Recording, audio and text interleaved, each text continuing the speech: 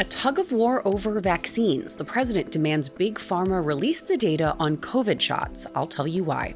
Plus, a chance to tell their stories. Jeffrey Epstein's victims get an audience on Capitol Hill today. What we know about the planned testimony.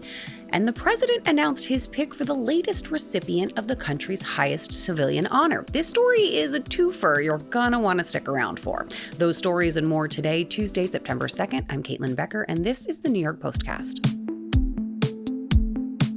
The president wants to put an end to the strife inside of the CDC by having Big Pharma answer one question. How effective are coronavirus vaccines? In a Truth Social post yesterday, the president said, quote, "It is very important that the drug companies justify the success of their various COVID drugs. Many people think they are a miracle that saved millions of lives. Others disagree. With CDC being ripped apart over this question, I want the answer and I want it now." Now, Trump says that Pfizer specifically has shown him, quote, "extraordinary information speaking to the effectiveness of the vaccine, but that the lack of info being public is tearing apart the Centers for Disease Control." The president also name-checked his own health secretary, Robert F. Kennedy Jr., in his post. Kennedy's views on vaccines reportedly caused a rift with the Trump administration's newly minted CDC director, Susan Menares, who was fired last week over less than a month on the job. 70% of Americans received both COVID jabs as of this year, and this is according to the World Health Organization. Now to a local school board vote that could have national consequences. It's back to school day for Connecticut High School, and it's also the day the Connecticut School Board will give a thumbs up or a thumbs down to keeping its mascot, the Thunderbirds. The Thunderbirds name has become a flashpoint of controversy in light of New York State's recent Native American logo ban. The school had previously vowed to fight a mascot change, and the state now seems open to compromise, but only after the Trump Education Department ruled that New York's mascot ban violated federal law. Now, instead of going through with a full mascot makeover, the deal being voted on would shorten Thunderbirds to T-Birds. Yeah, the T-Birds, like Danny Zuko and Kinnicky in the movie Grease. And it's not really making people happy. One board member who supports sticking with Thunderbirds called the school board corrupt.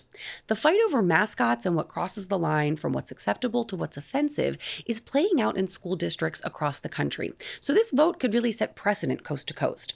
As for this specific name, the Native American Guardians Association, which backs President Trump, threw its weight behind keeping the Thunderbirds logo, saying it's, quote, "far from being derogatory." Now let's talk about work. If you work a job that depends on tips, you're going to want to take a look at a new list from the federal government.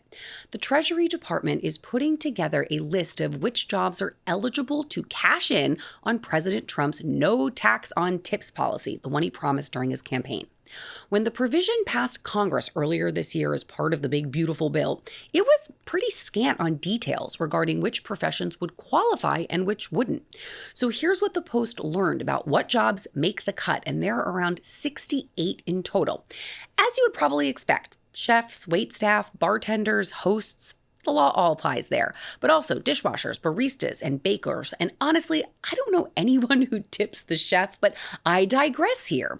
The rest of the list really runs the gamut, from casino dealers to dancers and singers, bellhops, housekeepers, event planners, the guy who shoots your wedding video, your dog sitter, your nanny, your kid's tutor, your tattoo artists.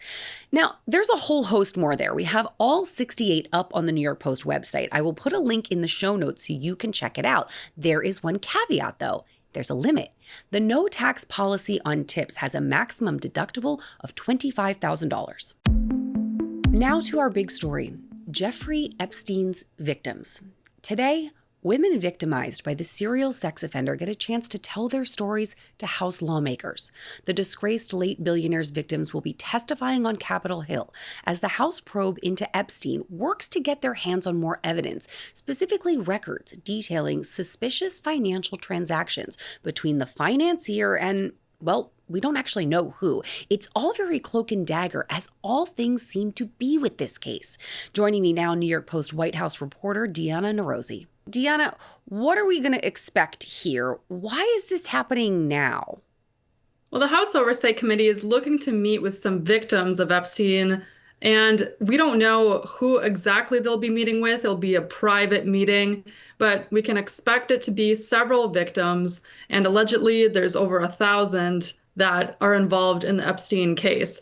And this comes as the Trump administration, especially the FBI and the DOJ, have said that the Epstein investigation could potentially be over. But now Congress has taken it over, and it's bringing new victims forward potentially, or at least new allegations, new details from these victims that could restart the case and get more information on who was involved in this potential client list of Epstein's, who went to his island with him, and who was involved in this alleged pedophile ring. So it just seems like a massive undertaking to me as I hear you explaining what may happen if this is reopened. It could really kind of blow up in addition to 1,000 potential victims here. I mean, I'm kind of asking you to sort of read the tea leaves here, but are you anticipating that this is going to become bigger than it is right now? Or does this feel like a way to finally shut down the conspiracy theories? I mean, my personal opinion, I think that this is a great attempt from Congress to seek more answers. Of course, it won't be the full 1,000 of victims coming forward. It'll just be a few that are raising their voice to talk about what happened to them. But Congress is also bringing other people forward that were involved in the Epstein case over the years. Former District Attorney Alex Costas is also coming in to give an interview in mid-September. And Costas was the one who was responsible for the Epstein case back in 2008. And he was the one who gave him a limited prison time. And that decision kind of ended that investigation back in 2008. And then it was again reopened for a different minor case in 2019. So he was highly criticized for that. He was. And again, he will be interviewed, and we'll see if any more information comes out about why he handed down that decision. And the committee is also looking to interview other high-profile people, including former President Bill Clinton and Hillary Clinton, and a list of former attorney generals. But they were issued subpoenas. We'll have to see if someone like Bill Clinton is willing to come forward. But this is an effort from Congress to at least try to get more information. I feel like you said the magic words in here, the "we will have to see," because that leads me to the question of how forthcoming are lawmakers going to be with the public, because that does seem to be where so much of this is beginning, with the demands of the public to be like, what are you hiding? Are you hiding something? Show us everything. And so it'll be really fascinating to look forward. And I don't know what your take on that is whether or not they're going to say this is what was said and done in these private meetings. I mean, of course, people can give as much information as they want, or they can try to avoid the subpoenas, try to avoid the questions. But there has been a big public backlash on the FBI and the DOJ coming out and saying that there was no client list, and really not giving any more information about what happened to Epstein in his prison cell. And all the suspicious circumstances surrounding that. And the people, especially people in the Republican Party, have not been happy with the answers the Trump administration has given. So now, I think that this discontent from the public has really pushed Congress to try it themselves. And if there is ever a group of people that demands answers, it's reporters here at the New York Post. I know you will be on top of this. Deanna, thank you so much. Thank you. College is expensive here in the United States, and if you're shelling out hard-earned money to send your kids to a university, particularly a name-brand university, you probably want to make sure you're getting your money's worth. Well, some courses being offered this semester are leaving a few parents scratching their heads and asking what the heck they're paying for. Here's what the Post found out you can study at some of the country's most prestigious schools. At the new school, you can take How to Steal. It's a sociology class worth 4 credits, which means how to steal costs $10,000. And it focuses on the, quote, aesthetics of theft in a world where accumulation is sacred. Honestly, sign me up. I want to be like Manhattan's modern Oliver Twist. Now, if you want to go Ivy League, Columbia has a class on Game of Thrones. And that isn't a smart play on words for learning about ancient European monarchies. It's about Westeros and House of Stark lessons. And Yale will let you spend a semester studying rapper Bad Bunny.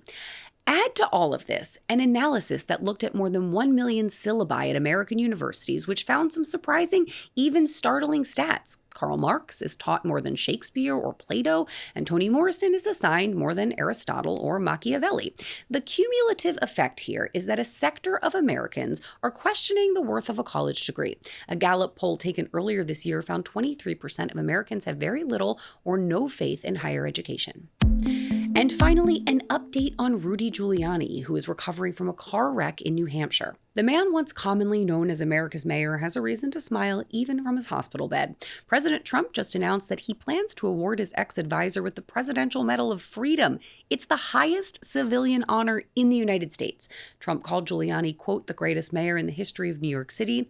And the announcement comes after Giuliani had quite the traumatic car crash, the one I told you about yesterday, where his rental car was struck from behind at a high speed, minutes after his spokesman claims that he helped a domestic violence victim on a New Hampshire highway.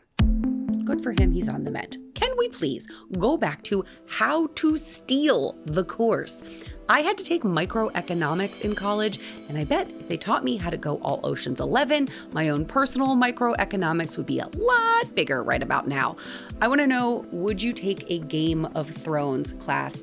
I absolutely would. Drop your answer in the comments and then head on over to the New York Post in print or online to see whatever is happening after our long Labor Day weekend. And don't forget, like and follow the New York Postcast wherever you get podcasts and on YouTube. I feel like in 100 years, Game of Thrones will be like learning the Canterbury Tales in college. They're both made up, and I will die on that hill like Ned Stark died in the first book. If you think that's a spoiler, it's like 100 years old.